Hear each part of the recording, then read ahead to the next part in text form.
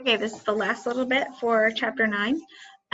So this is figuring out the sample size that you would need in order to get a certain margin of error. So if you think about this, this is actually probably what they do when they're doing political polls.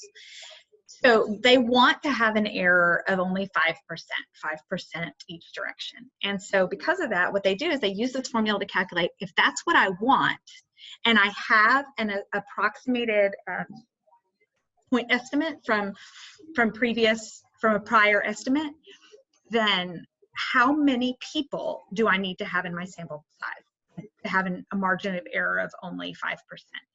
So if they have a prior estimate, then they can use this top one. You can see there's a p-hat here. So if you have a point estimate, then you can use this formula and you can figure out what does your sample size need to be. Now, in order to use this formula, not only do you need a p-hat, but you also need to know what margin of error are you looking for. If you don't have a p-hat, then this second formula is the one that you'll use. And you just use 0.25 as this part right here. You still have to know what margin of error you're looking for. All right, so let's scroll down and let's do one. So we're determining sample size. An economist wants to know if the proportion of the U.S. population who commutes to work via carpooling is on the rise. What size sample should be obtained if the economist wants an estimate within 2 percentage points of the true proportion with 95% confidence if the economist uses the 2000 estimate of 0.10 obtained from the American Community Survey. So if you look back to our formula, we get to use this one because we have a p-hat. So I'm going to have my p-hat. So my n is going to be found with p-hat times 1 minus p-hat, or if you want to use q-hat, times my z alpha 2 over my margin of error squared. All right, so I have these values. So let's plug in what we know. We're going to have to use our z table. We're using a 90%. So my p is 10%, which means my 1 minus p is 90%. I'm going to quickly check my z table. For a 90% confidence level, my critical value is 1.645. So 1.645 is my critical value.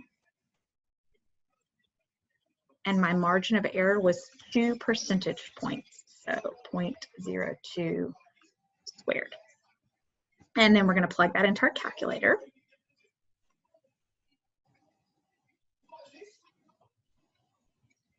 So 0.1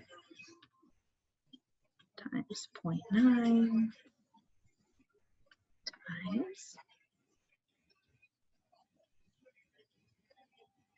1.645 over 0.02 squared. All right, now, so it comes out to be 608.85. Do not forget on this that you always have to round up, because these, even if we're talking it's not necessarily people, it's always whole objects. You can't take partial objects. So you always round up. These numbers should never be decimals. So this one's going to be, I have to have a sample size of 609 people. All right, so let's do B. So this is part A. That's if I know the prior point estimate, which was 10%. But let's say that I'm going to do this with no prior estimates. So I'm going to use the second formula. All right, so let's just see how different that makes it if I use the second formula. So it's going to be 0.25 times, everything else is staying the same, so I'm still using this same critical value of 1.645 and the same margin of error as 0.2%. And let's see how much that changes things. So it's probably just as easy to retype it. I was trying to decide if I should just go up and grab it, but I think this is just as easy.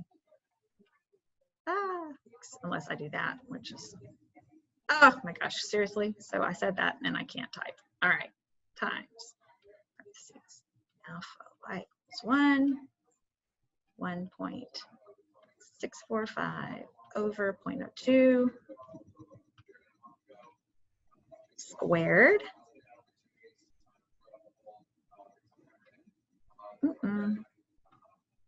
Y'all. Sometimes.